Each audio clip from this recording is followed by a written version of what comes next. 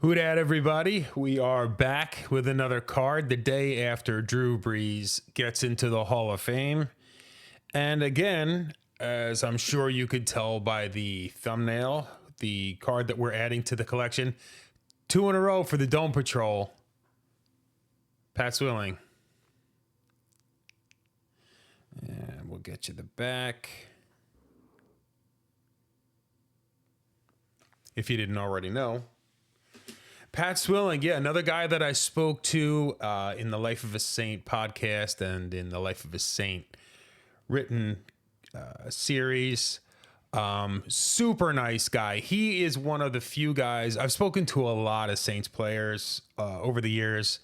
He's one of the few guys that I was just like, holy shit, I'm talking to Pat Swilling right now. Excuse my language.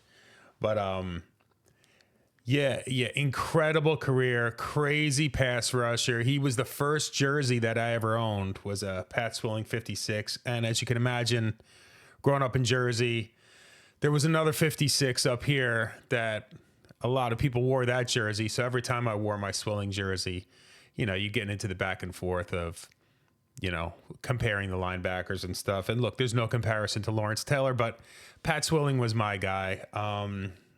And then you can go back to that old Bill Parcells story with him trying to motivate Lawrence Taylor by telling him to go down to New Orleans and swap out for Pat Swilling. Yeah, he was a Defensive Player of the Year. Obviously, a Saints Hall of Famer. Dude, at some point, the Saints need to, you know, I love the Tom Benson statue, and obviously the Steve Gleason statue is like incredible stuff, which oddly enough, the guy who made the Steve Gleason statue is located, the artist is actually located in the town I live in. That's neither here nor there, but they need to make a Dome Patrol statue. The four of them together, to me, it belongs there as much as the Drew Brees statue belongs out in front of the Superdome. So does a statue depicting the Dome Patrol. I mean, heck, if Carolina can put a Sam Mills statue outside of their stadium, we should certainly have the greatest linebacking core in the history of the NFL represented outside. So, yeah, Pat Swilling, incredible guy. I'm so fortunate to have interviewed him. I know it's pretty well chronicled that he, a while back, he adopted one of his son's friends and / teammates, became his son.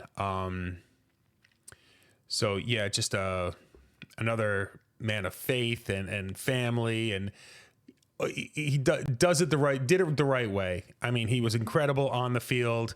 He's a stand-up guy off the field. Somebody that certainly should get stronger consideration for Canton than he does. Yeah, he would certainly get my vote if I ever had one. In any event, the second member of the Dome Patrol, the 6th member of the collection, Pat Swilling, welcome to the club. Whodat, everybody. We'll see you for the next one.